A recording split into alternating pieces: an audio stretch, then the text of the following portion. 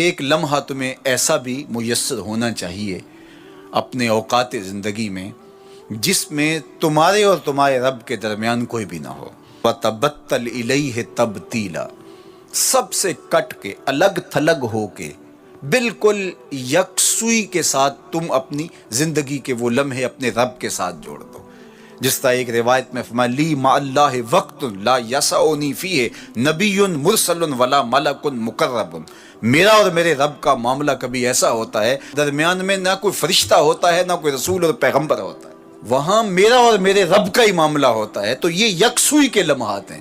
تو ہمیں بھی حضور علیہ الصلوۃ والسلام کے سینے سے نور لے کے اپنی زندگی میں کچھ ایسے اوقات مقرر کرنے چاہیے. اور وہ بہترین وقت میرے رب نے خود بیان فرمایا ناشئۃ اللیل ہے، وہ سحری کا وقت ہے، وہ رات کے لمحے ہیں، وہ پچھلے پہر کی مبارک گھڑیاں ہیں جب رحمتیں چھم چھم اتر رہی ہوتی ہیں اور اللہ کی رحمتیں بندے کا استقبال کر رہی ہوتی ہیں.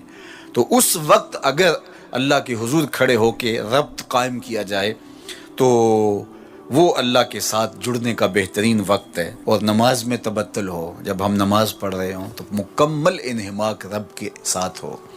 سیدنا علی المرتضیٰ رضی اللہ تعالیٰ عنہ کے بدن میں تیر لگا ہے اور وہ نماز میں مصروف ہیں اور تیر نکال لیا جاتا ہے. جب سلام پھرتا ہے تو پھر آپ کو پتہ چلتا ہے کہ یہ تو جو ہے وہ تیر تھا جو نکال لیا گیا.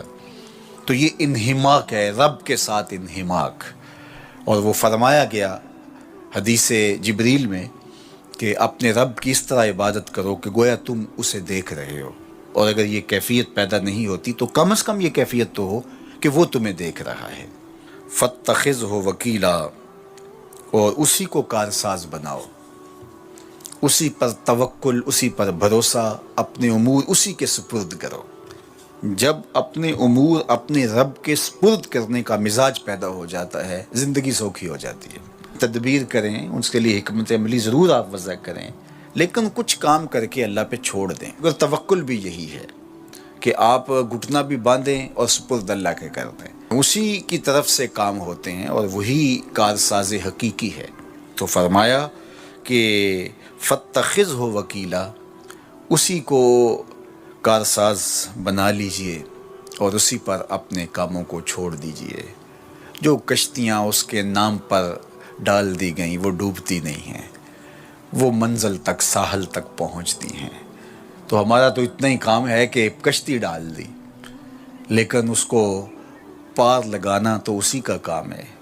تو اسی لیے ہم سواری پر بیٹھتے ہوئے کہتے ہیں کہ مالک اس کو مسخر تو نے ہی کیا ہے ہمارے لیے، ہمارے میں طاقت تو نہیں تھی کہ اس کو مسخر کر سکتے.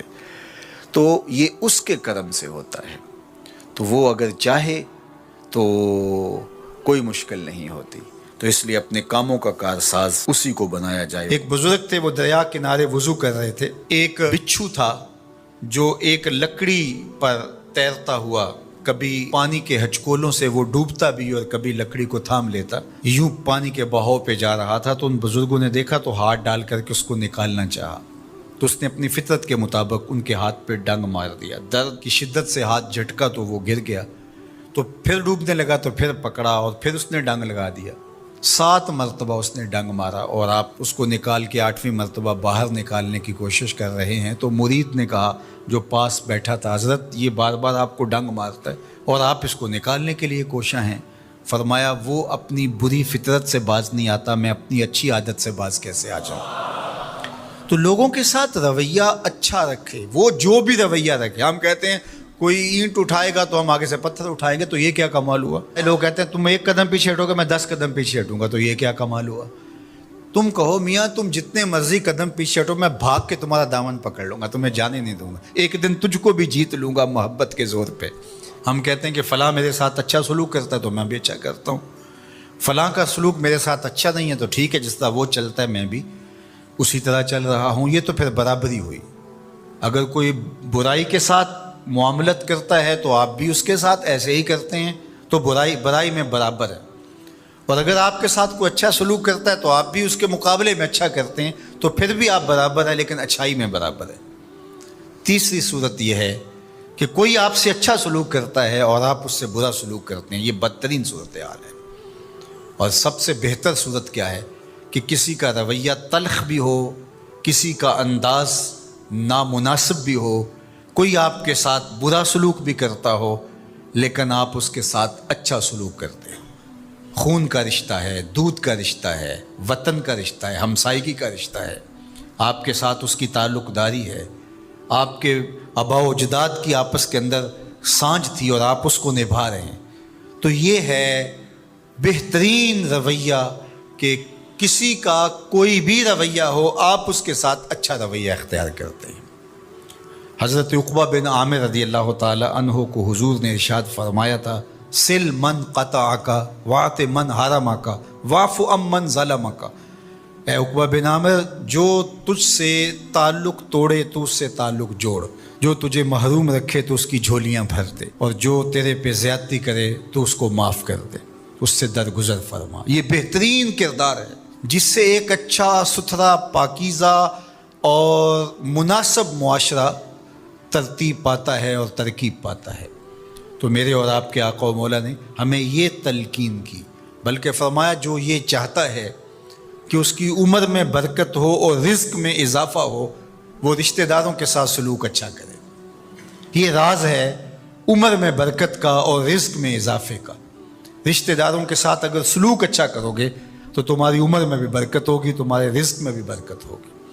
تو ہمیں یہ تلقین کی گئی، رشتہ دار تو دودھ یا خون کی سانجھ سے رشتہ دار بنتے ہیں، کوئی عام انسان بھی ہو، ہمیں تو ان کے ساتھ بھی اچھا رویہ اختیار کرنے کی تلقین کی گئی، حتیٰ کہ آپ کے دین پر نہ بھی ہو تو آپ کی ہمسائیگی میں بستا ہے، مستامن ہے، ذمی ہے، تو اس کے ساتھ آپ کا سلوک اچھا ہوگا۔ آپ کا دین آپ کو یہ سکھاتا ہے۔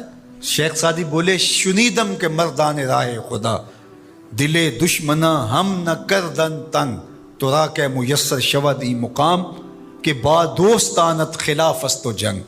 میں نے سنا ہے کہ جو اللہ کے بندے ہیں وہ تو دشمنوں کا دل بھی نہیں دکھاتے۔ تجھے تصوف کے مراتب رفیع کیسے نصیب ہو سکتے ہیں؟ تو اپنوں سے جنگ چھیڑ کے بیٹھا ہے، تو اپنوں کے گریبان پھاڑ رہا ہے، اپنوں کی پگڑیاں نوچ رہا ہے، اور تو اپنی رشتہ داریوں کو توڑ رہا ہے، تو اپنے ہم منصبوں کے ساتھ الجھاؤ میں مبتلا ہے، اپنے ہم مسلکوں ہم مشربوں کے ساتھ تیرا الجھاؤ چل رہا ہے، تیری لڑائی چل رہی ہے۔ تجھے کیسے مرتبہ اور باطن کا نور اور اندر کا اجالا نصیب ہوگا؟ جو اللہ کے بندے ہیں وہ تو دشمنوں کا بھی دل نہیں دکھاتے۔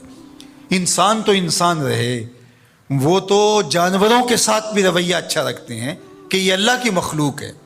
مخلوق ہونے کے ناطے سے الخلق و عیال اللہ، تمام مخلوق اللہ کا کنبہ ہے، اور اس کے ساتھ اس نے سلوک، ان کا کچھ بھی رویہ ہو۔